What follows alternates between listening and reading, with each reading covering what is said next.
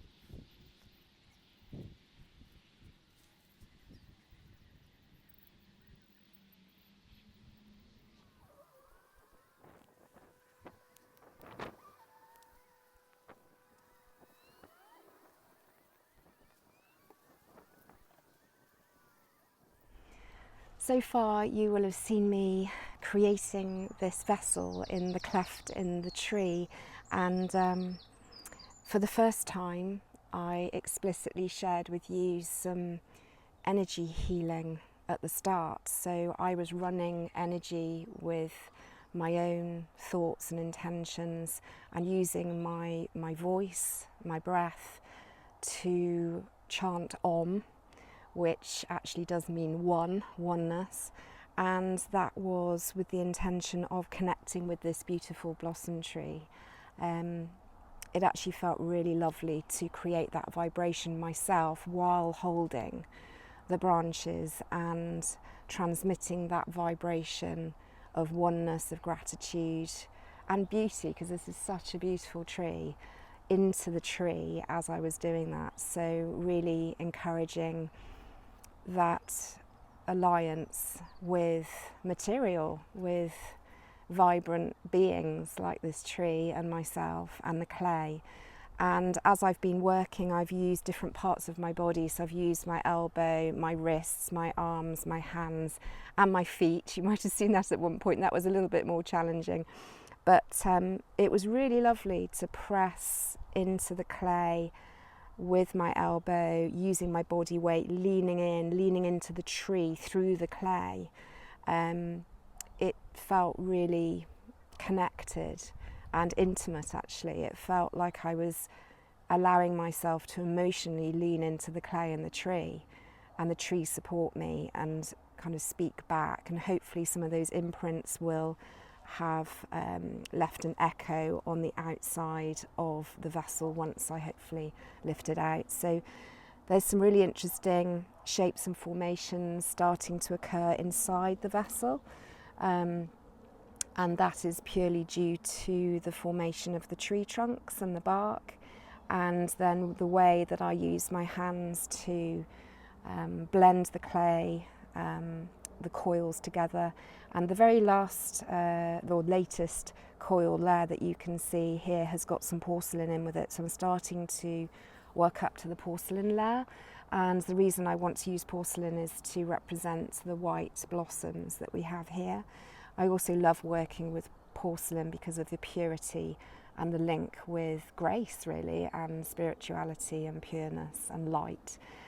So it's going to have porcelain layers building up now, and I'm going to use some water as well, and I will make a fire inside the vessel. But as you've seen maybe with my other videos, when I say fire, it doesn't come outside the rim of the vessel itself. So hopefully, the tree will be fine. I'll have some water handy just in case, but that's so that the vessel can dry enough so I can hopefully lift it out, because rain is actually forecast this afternoon. So it would be nice to see what the outside of this vessel looks like when I lift it out. It would also be nice to leave this vessel, but I'm sure I'll make another one and experiment with that as well, because it actually feels part of the tree, as you can probably see here. So it's an interesting making method, a research practice, a making practice, because I'm experiencing things as I go along, listening and learning, to then put that learning into the next vessel and just see where it takes me.